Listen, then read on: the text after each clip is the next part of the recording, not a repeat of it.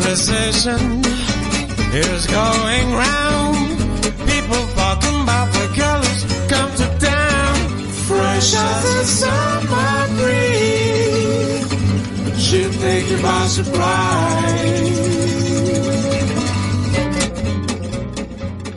Good morning and welcome to another episode of Fresh Waves here at Whistle FM.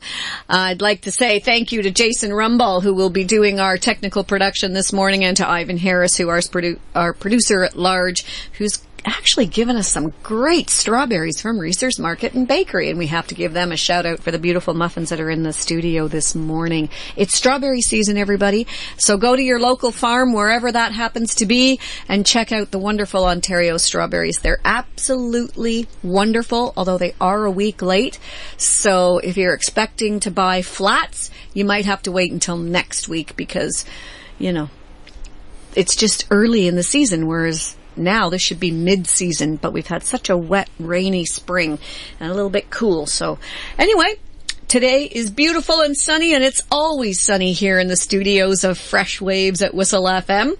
We have a great show lined up today. We have Suzanne Sherkin, who is an author, a mother, and a mediator. Good morning, Suzanne. Good morning. How are you? I'm well. Nice to be here. Thank you for inviting me. It's great to have you. When I first heard your story months ago, was over a year ago now, I thought, you have an amazing story, but you also have an amazing way about you. And I think that probably comes from your professional designation. You're a mediator, aren't you? I am. So people are fighting like mad, and you're able to go, tut, tut, tut. Everybody be nice. Sort of. Yeah. I'm oversimplifying it, but still, what a great skill to have. Mm-hmm. Now, were you born with that, or was it something that you thought at one point in your life, I'd like to control these ugly fights that I see? Yeah, well, actually, no, it's not about controlling at all. I've learned a lot through being a mediator. Actually, I started out as a journalist. Always wanting to use language and really liking to communicate and perfecting my communication. And then at some point, sort of after about 20 years behind the typewriter and then computer, I moved in front of audiences and began to speak instead of write.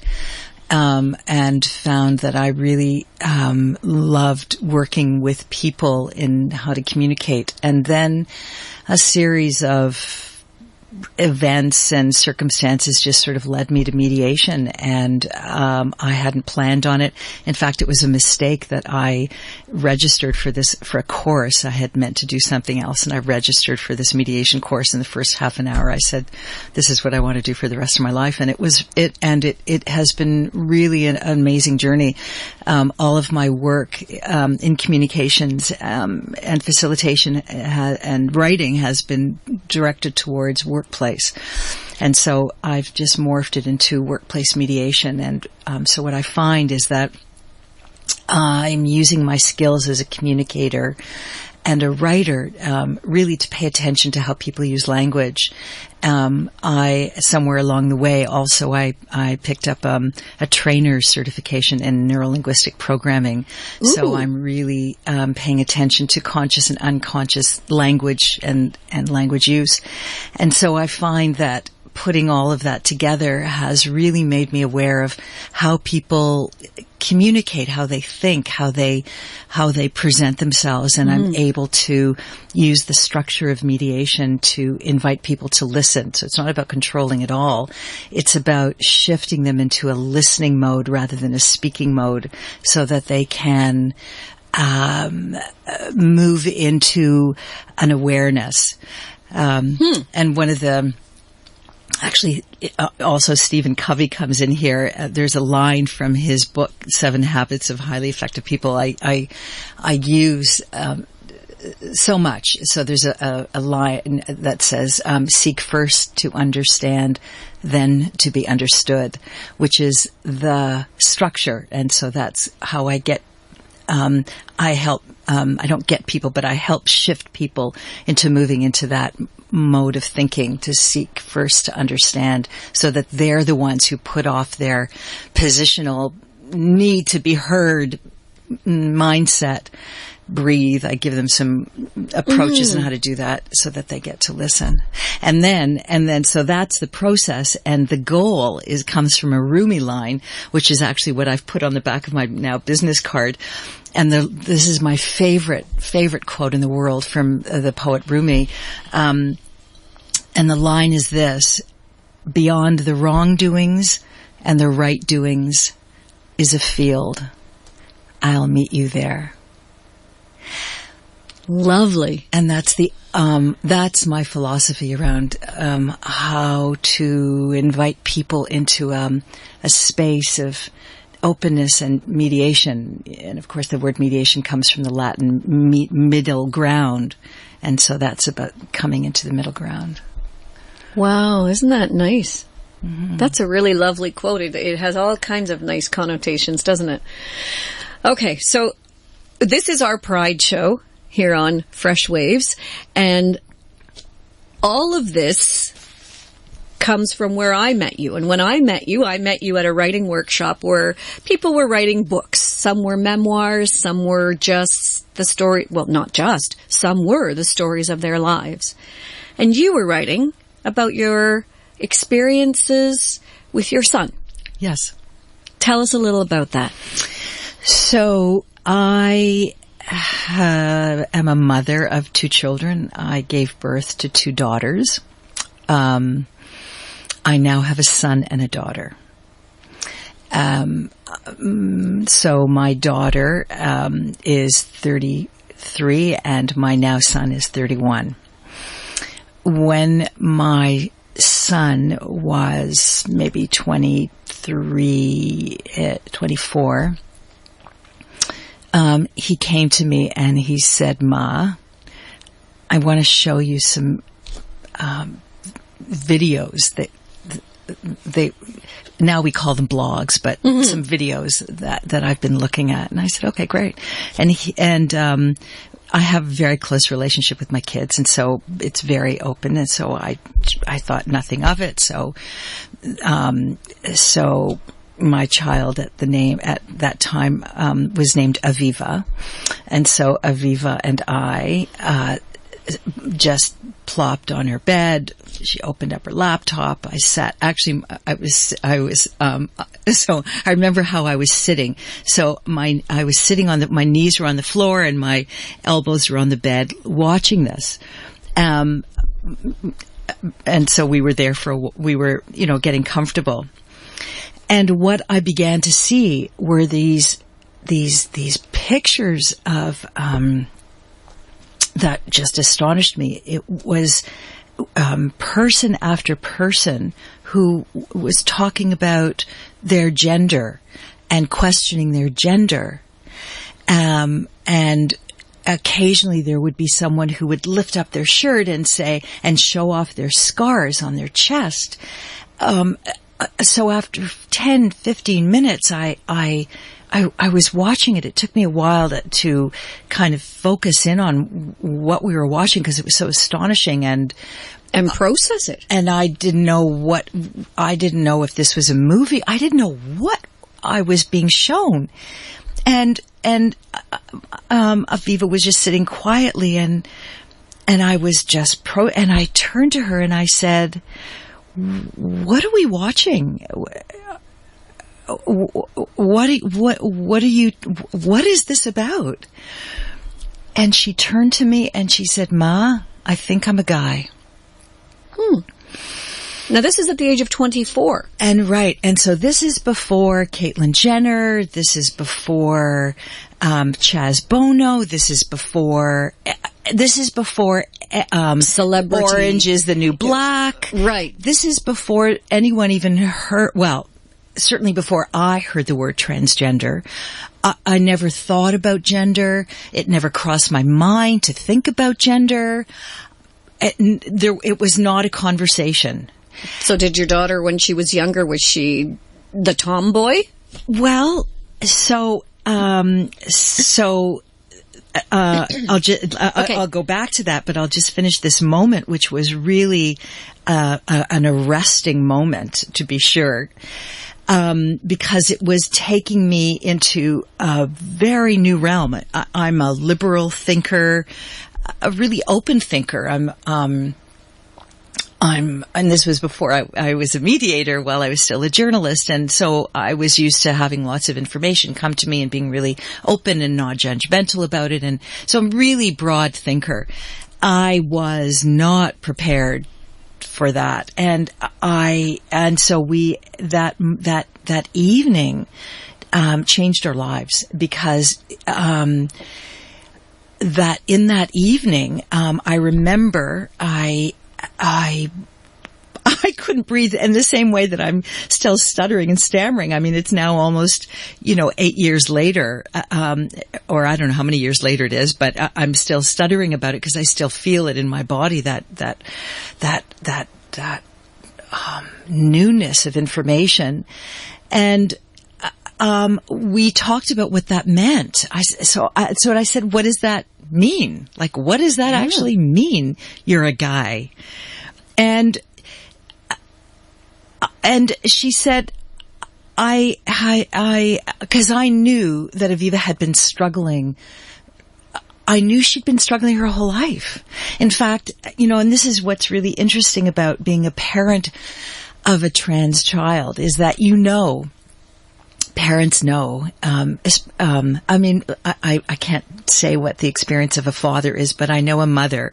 If the child has come out of your body, or even if you've raised the child from infancy, the child intimately inside out. Mm-hmm. And I knew something. My spidey sense knew something from the time that she was about 3, that something was not quite the same as her older sister, who was such a girl. Yes, I can bring, offer examples, simple examples like, Lauren, is my daughter. I used to say older daughter, but now I say my daughter, who is such a girl. She loved dressing, if it would rain, let's say, she wanted, a pink, rain jacket and matching boots, and she wanted the Kermit the Frog boots, but God forbid she would get them dirty in a puddle, and so she would walk around a puddle so that her, everything would be really pristine and gorgeous, and, we would get her dresses, and she loved to be so pretty, and she was lovely, right? And very feminine. And really feminine, and she loved it. Mm-hmm. On the other hand, so I knew that when we were out for a walk, that was the experience with Lauren, and the experience with Aviva was that, Aviva would be wearing boots like, belly boots, the black ones. Oh my God. Right. And she would actually run out of her way, to find a puddle and jump into it, and the dirtier the better. Okay. So that's, that's just, okay, fun. That's fun. The other thing we grew up with that became just the family, quote, normal, was that when we would go shopping, from the time the kids were, 3, 4, 5, no, maybe 4 or 5, the way it went was we would go into the girls section, and we would collect clothes for Lauren, because, kids that age, they have to, every minute and a half they're growing. So we would get clothes for Lauren, and then we would go to the boys section and get clothes for Aviva, and then take the cart and go into the girls section, into the change room and change. And that was just sort of normal. That was kind of what we did, and never really thought about it. And the same thing carried on, in teens. And so, the family, every family has its normal that you don't really think about. However, I just knew that there was just a way Aviva was behaving in the world that was very uncomfortable.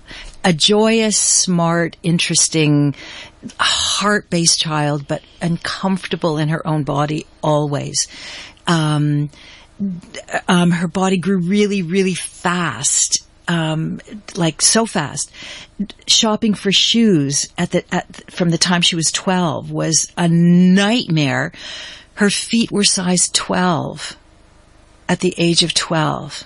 Wow. And for a girl, this is really, really bad news. Mm-hmm. Even though she didn't want to wear fancy shoes, she wanted to wear just runners.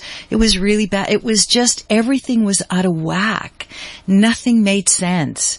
Her body was big and ungainly. She never wanted to talk on the phone, never wanted to... every time she had to go out to a family function, there would be a huge row. So none of these things individually actually amounted to an awareness, but they all kind of moved into me recognizing that this was a, quote, special child who's struggling. When she went to university from Toronto, outside of Toronto, to a small town, to university.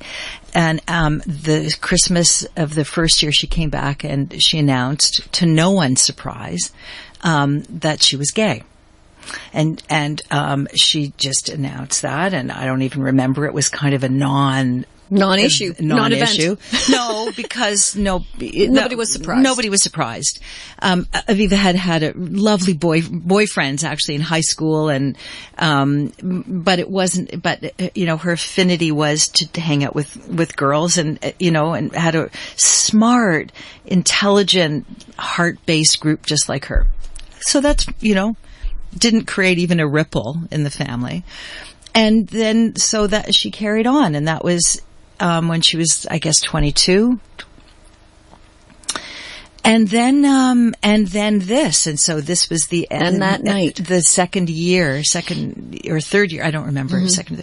And then this announcement. And so, that's what, and that changed everything. Yeah. So as a mother, people have asked me in the past, just through conversations, so what would you do if your child ever told you that they were gay, or if they told you that they were trans? And I really didn't have an answer, because I don't really know. All I know is I would never stop loving them. Mm-hmm. And I mean, for you at that moment, that when the shock wore off, was there not part of you that was sort of wishing that this wasn't the case? Because we always want what's easiest for our kids. We want them to have an easy, happy, carefree life. And choosing this path may not be so easy. So, Bren, I just have to stop you there.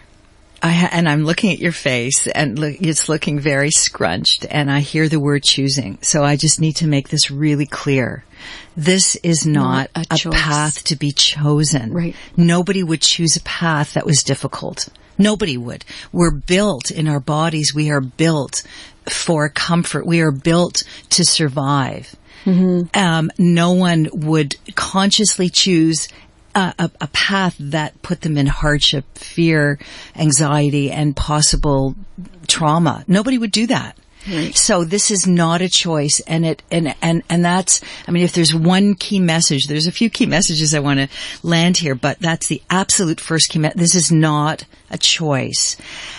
Just like your sexual orientation is not a choice. There are a lot of people who still think it is, which shocks me all the time, that it's a choice, and that you can be quote unquote fixed, which just, I really think, what year are we in? 1940? I understand that, but there are women who have lived without having the physical change, without going through the surgeries and the hormones, and they've just accepted themselves in that way and lived that way. So when I was referring to choice, I'm thinking more the choice of really taking it to the next level. And is that what your daughter did? Did she actually have the surgery and the hormone? Okay, so let me just clear up a few things too. So first of all, taking it to the next level, I just want to address that, and also your question about surgeries, I want to address that. So the first thing is, it's not a choice. It's about moving into your authenticity. It's about recognizing what your authentic self is. And in Aviva's case, now Skylar, and I'm no longer going to use the word Aviva. Okay. So it's Skylar now with pronouns of he, him. Skylar spent 4 years of his life feeling uncomfortable and not knowing how to move into comfort. Mm-hmm. And finally recognizing that this was what was meant for him. It was moving into a male expression. And so there's two words here and two concepts here I want to identify.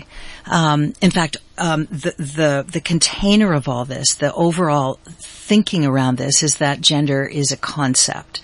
And I want to just park that and bring it back and come back to it.